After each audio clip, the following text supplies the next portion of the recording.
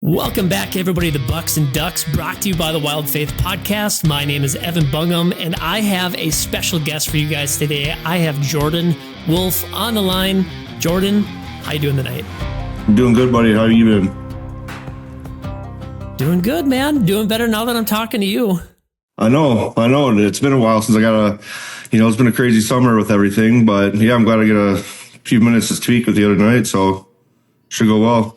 You are, what are you doing right now? You are in the great state of South Dakota, correct? Yeah. We're in outside of T here, have a family farm and cleaning out grows today for deer and getting some pass made, and season starts here in how did that go? Long. I mean, we haven't went through that grove ever. So dead trees everywhere, but yeah, we just pretty much started up at the top and just started plowing trees. Our dead trees out of the way and made a pretty good path down there and opened up the middle a lot. And so, it was a long day. What was your mindset behind that? Or why did you guys do that? Well, we just planted 60 acres of CRP out in that field. So we're thinking that, if we get that cleared out in there, make the deer want to be in the groves more rather than it just being all messy, how that goes. Sure. Pretty much making pass-throughs that we can set off tree stands and stuff. So kind of direct the deer where we want them to go. Nice. Well, I'd assume too with that CRP that you guys are probably creating, it is South Dakota for pheasant hunting, but I'm saying you guys probably are creating a little bit more habitat for some birds. Oh, absolutely. For sure. Yeah. Every year the numbers just, out here even, we on our property with 100 acres, you have 30 or 40, but numbers are doing well, especially with the summer that we had with the rain. And, I think it's going to be another good year out here. Love it, man. That's exciting. Well, I guess we could flip it. We could do it like a upland and a waterfowl question. But my question I've got for you today is I want to know, we could flip it both ways, I guess. I want to know what's the gear that you wish that you bought for waterfowl hunting and for upland hunting 5 years ago. If you could go back in time and be like, Jordan, you're an idiot. Why didn't you buy this? That's something that you wish that you had back then. Like, what would it be? For waterfowl hunting? Yeah.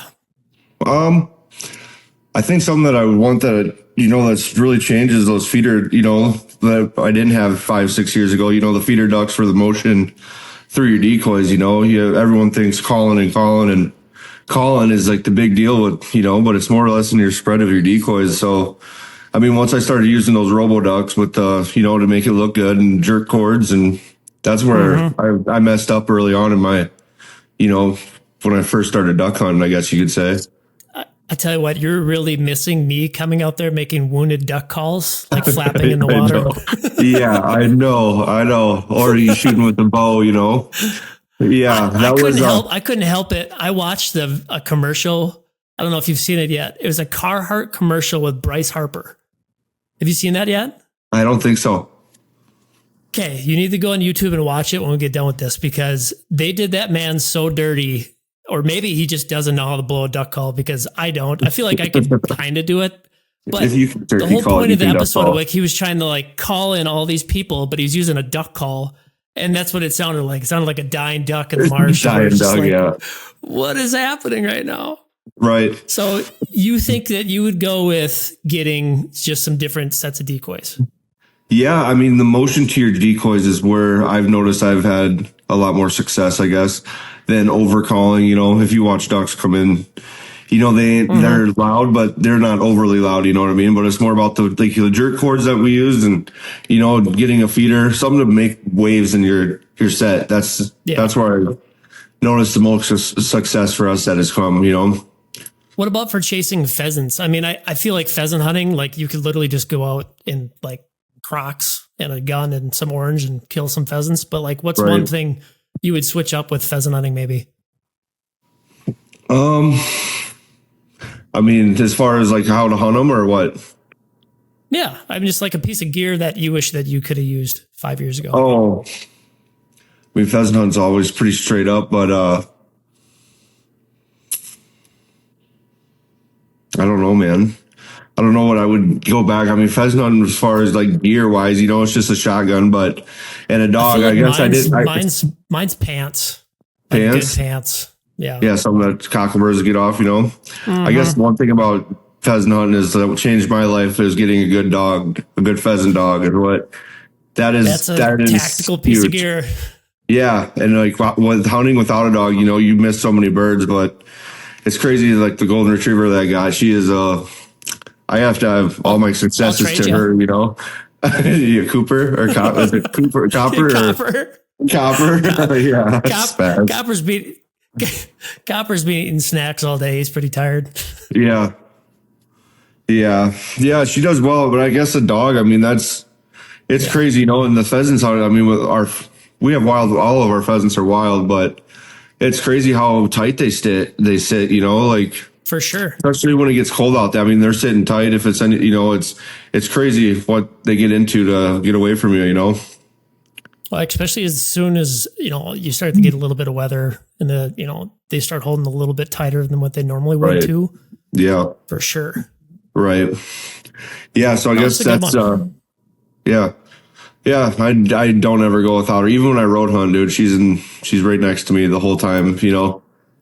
I feel like I've almost convinced my mom to get a Springer Spaniel again. So I'm pretty pumped about that. I would have to heavily rely on my brother to train that dog, but it'd be fun that we haven't had a hunting dog out in the farm in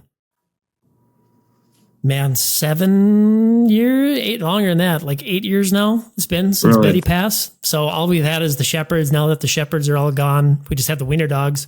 But I will say PSA moment, wiener dogs are pretty damn good hunters. And I have taken wiener dogs pheasant hunting before. That's awesome. You get a bell for them. They don't do worth the crap of retrieving anything, but they'll freaking sniff out a bird for sure. That's crazy. That is absolutely crazy. Yeah, that's all. So you guys got rid of all your shepherds, huh? We have one shepherd left, Arrow, and this might be his last fall. It's hard to say. I mean, he's going on 14 now, and you know, especially for like a bigger breed of shepherds, that's old. And he's not blind yet, but he's deaf, and his mobility is really bad. He's got bad hips. So it's just one of those things where I don't really want to. I'd feel bad putting him through another long winter, but he's doing good now. I mean, he's Arrow, man. He's one of the best shepherds we ever had out of all the batches of litters that we had through the years. So it'll be sad to see him go, but he's a damn good dog. Right. Yeah, that's crazy, man. Mom's doing well then, obviously. She's out there with the wiener dogs. Mom's, she's holding down the fort with the wiener dogs. Eric's at home. Brooke's moving to Arizona now. Really? Yep. Her and Colin, they're moving there. Colin's already in Arizona. Brooke moves in a couple of weeks, I think, officially. And then, it'll just be my mom and Eric. And so which is crazy, but it's exciting. I'm super excited for Brooke and super excited for Colin. They'll have a blast down there. And Eric will do a good job taking care of the farm. He was all busy getting food plots done today with his buddy, which was nice. So the farm should pretty much be dialed and ready to go for deer season now. Right. What were you guys putting in for food plot, I guess? We put in, what did we put in? We put in about 3.5, almost 4 acres. So we did all domain seed this year, which we have for the last 3 years now. There's a chance I might overseed with winter rye like I usually do come like end of September, but we put in Hall Pass, we put in Motherlode, we put in Hot Chick, which is basically just like chicory and a combination of some different clovers, white Ladino clover and a couple other things. And then I think we put in some tilled radish over the top of everything. That's awesome. Good combos. I mean, everything for the most part, what we put in 2 weeks ago is greened up amazingly. Eric got in fertilizer today with some, he got some of the, what did he put up there? He put the Motherlode in today out on one of our strip plots, which is like almost an acre. And then I think he just overseeded a little bit with some tilled radish. And then, he just fertilized food plots today. So, and I think he just fixed a couple cameras and that was it. So pretty much now for the next 3 weeks we're kind of staying out of the woods. Yeah. Yeah, I hear you on that. That's what I was going to ask you about. Is the question I kind of had for you is how aggressive are you with getting, a season coming up? What is it? 3 weeks for you guys? 2 weeks? September 13th. So September 13th. we're about 3 weeks, 3.5 weeks. Yeah. Yeah. I was going to ask like with, cause game cams are, I'm not seeing a ton of buck movement, but the question for you is like, when do you start getting more aggressive into your hunt, or when do you really start getting into it? I guess you could say, do you watch a lot of movement on your camera with that? Or if you do see big ones out in the daytime, are you trying to get in there quick? Or are you waiting for a little bit later? For sure. So I look at it like, for me, our farm, how it's laid out is, I would say, like the mature deer on our farm usually start showing up about between now and about the end of August. And if they don't show up usually by about, I think the latest we've ever had them show up was like bow opener. And I'm sweating bullets at that point in time, because it's like, well, we haven't seen any of our shooters yet. Where did they all, did they die? What happened to them? But usually they'll roll in that first cold front towards the end of August. And I'm kind of a big component on where it's like, if you're having your bucks throughout the whole entire summer, it's not necessarily a good thing, because that doesn't mean they're going to be sticking around in the fall. But if they usually show up late summer and like end of August and through that first couple weeks of September, they usually stick around for the most part, where they'll kind of, before that switch, which is usually like that middle of September, end of September. But for me, like it's so hard in Minnesota. I will say, just for where we're kind of at geographically in farm country there, where it's like, for you to go kill an early season buck, you totally can, but you have to be in that buck's window of where he's either feeding on that, evening side of like a corner pocket of beans, or wherever that food plot is that he's coming out, that he's, his home range might be actually a lot bigger than it is when it's going to be after he sheds his velvet. He might scrunch that home range down, especially if he's a mature whitetail. Right. But I feel like you just have to have the right property, and you got to be where the deer is to make that happen early season. I just have never had a chance on our particular farm to really, I shouldn't say like that, we're talking like that first 2 weeks. So we're talking like the 13th through like the 20th. I've never had a shot when they've transitioned, where they're post velvet and they're like, we're talking like end of September.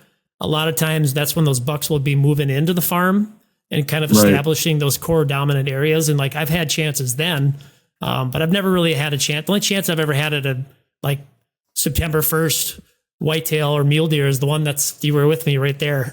Yeah, that was early. Yeah. That was hot. That was September 2nd. That was hot.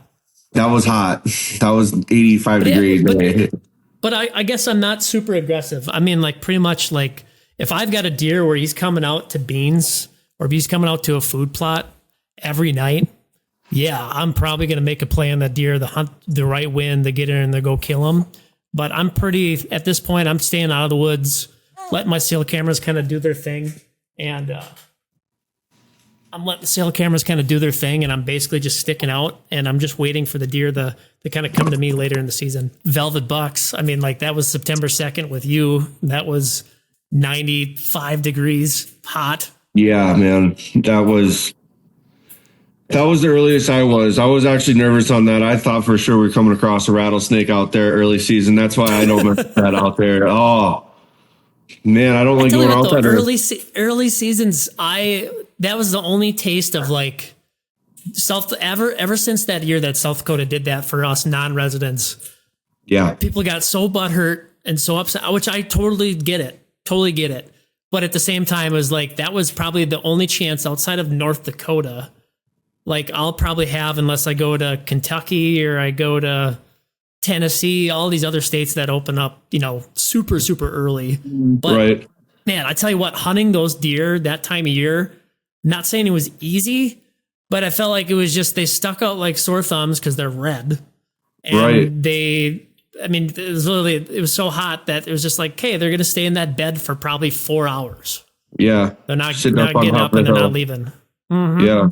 Like I said, we nap when they nap. You know what I mean? Mm-hmm. Pretty much all you can do is that's what's crazy about them. But yeah, that was a very big eye opener for me. I've never, I'm an early October guy, or middle of October. That's kind of That's when right around Halloween, that's when I started getting excited. But that was the earliest I've ever been out, man. And I mean, we got your velvet buck for you. You know, Zach struggled just a little bit, but hey, we got him a deer eventually. Yep, he got a deer, and yeah, man, I really wish you could have been on the trip last year. Oh my God, no. That was, yeah. I mean, so this year that I'm not going, it feels so weird. I feel like naked in a sense of where it's like, this is the first year in 11 years that I have not gone to South Dakota. I know. We've had a lot of good times out there. I mean, I miss it. The last couple of years kind of got away with me with everything going on but yeah, the next time that you do come to South Dakota, I will be there with you. It's happening. Yeah. If I don't draw a tag, I might cry if I don't draw a tag next year. You better draw a tag. I'm guaranteed for rifle, but bow is a 50-50 shot. So really, is it that tough to get an honest date in South Dakota?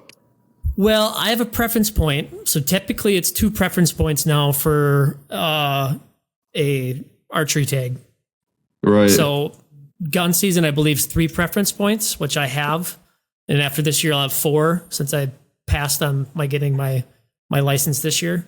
But I was going to say, we've had Jordan on before, but if you guys don't know, Jordan and I go way back to our college roots of playing football together, and then not deciding to stay in Rochester and just deciding that, you know what, we got done playing our football game. We're going to drive out to South Dakota, go check out the farm, and we're going to hunt. Yeah. And that's what we literally did every weekend for almost 6 months, 2 years. And then we continued to do that literally for the next 10 years of our lives. Yeah, it was. Yeah, man, those were fun days back in the day. You don't miss them till they're gone. But man, we had fun. There was a lot of good times that we had out here.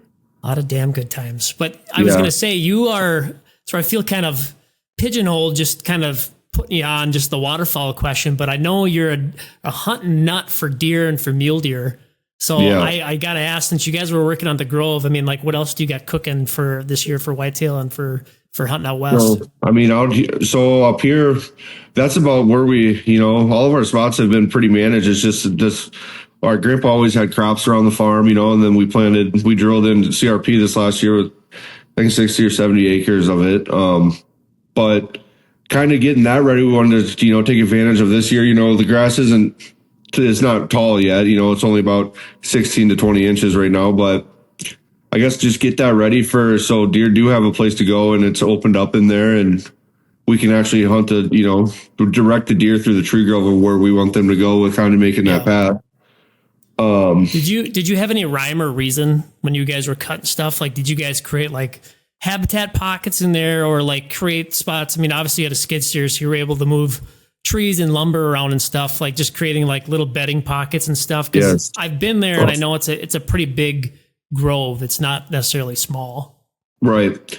No, we kept the entrances that we kept those kind of narrow, I guess you could say, coming in. But once we got into the middle, we definitely opened it up in the middle, and, probably made a 40 by 60 area where it's just open, but then down the pass, where we kind of push brush piles back. Mm-hmm. That's how we kind of pocketed those areas, and we tried to keep most of the brush on the north side of the tree grove to kind of stop that for a windbreak, because once fall comes and those leaves drop, it's going to look a lot different in there, so. Yeah. Yeah, it was but we wanted to kind of just get on top of that. So deer start, with that new, drilled, CRP that we got. I think we're going to see a lot more deer movement out here, rather than just having agriculture. But as far as any cameras up yet? Yeah, I got 3. So we got one at our home farm place. Yep. And then we put one up. We have another spot to the north of us, probably on the other side of the section. That's another tree grove. So we have one there, and then about another 2 miles to the west, we have another area that we hunt. So we kind of hunt this whole square mile. But yeah, we got 4 or 5 up, and nice. So we've been seeing a lot of doe movement, I guess you could say. Bucks are very few in between. So, but it'll start ramping up here, though. Yeah, it'll start ramping up. It's crazy to see fawns. I was gonna say, I feel like this weekend was going to be a good one because we had that big temperature swing. I mean, it was down in supposed to be down in the low 50s tonight, I think it is. Yeah, it's gorgeous. That's why I was happy to do the Grove today rather than last weekend when it was 98 with 90% humidity. Yeah. But we are playing a trip out west in I think it's October 20th. We're going out there for 10 days. Nice. Out to Little Bend. Nice. So he didn't say that. No one. We don't tell hunting spots. Oh yeah, I forgot about that. But I think we'll probably end up hunting with more so west side. Getting our West River tags filled. Yeah. So which is nice. And then did you apply for rifle yet too? No, dude. This is the first year in 15 years that I didn't apply for a rifle tag. Kind of made me, I don't know how I feel about it. I didn't apply, man. Where I was like, I got till the 18th of June. And then I was like, I thought I had all day on the 18th. No, it was 8:00 in the morning on the 18th of June, which I should have done it sooner, but it was my own dumb fault. But I didn't know if I kind of wanted to put more of my time towards, I get it's just a couple of weeks, but I wanted to just kind of do more of an archery West River, that mule deer. I want to be more involved with that, I guess. Heck yeah, man. It's been too many years since I shot. It's been 3 years since I shot a mule deer. So you're always too nice to us. Every time that we go out, you're just like, no, and I want to see you guys shoot a deer. Yeah, I'm put a stock on that buck and shoot him. Yeah, I know. I was more. I knew I was coming back out there, but got more of a joy just being with you guys. That was I don't know. That was so fun. We will do a podcast. I promise. The next one that we do with here in the next couple of weeks, we will. Yeah. I don't care if it's live and uncut, and we just go for 4 hours. I want to tell every South Dakota story that we have. Yes. Yeah. Everything from eating catfish on the bank to eating raw mule deer. Yeah, the best cook in the world, Evan Bugum. That's what it is. So yeah, I know that. I mean, I'm excited for next year. We're gonna do a 10-dayer out there, dude. And heck yeah, man. We're gonna fill some tags. We're gonna make it happen.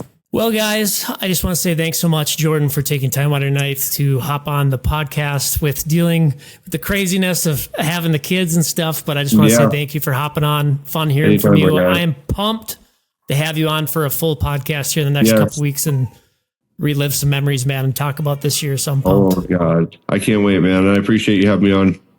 Awesome. Thanks, Jordan. Thanks, guys, for listening, and we'll see you next week. Thank you for joining us on this journey through faith in the great outdoors. We hope today's episode has inspired you to seek God's presence in the wilderness and deepen your connection with nature. If you enjoyed today's discussion, don't forget to like, follow, and subscribe to the Wild Faith Podcast on your favorite platforms, including Spotify, Apple Podcast, YouTube, Instagram, and Facebook. By subscribing, you'll never miss an episode, and you'll continue to be a part of the Wild Faith Podcast community.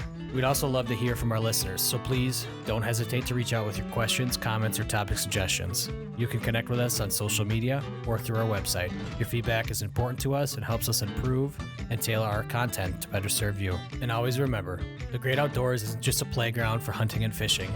It's a sanctuary for finding solace and spiritual renewal.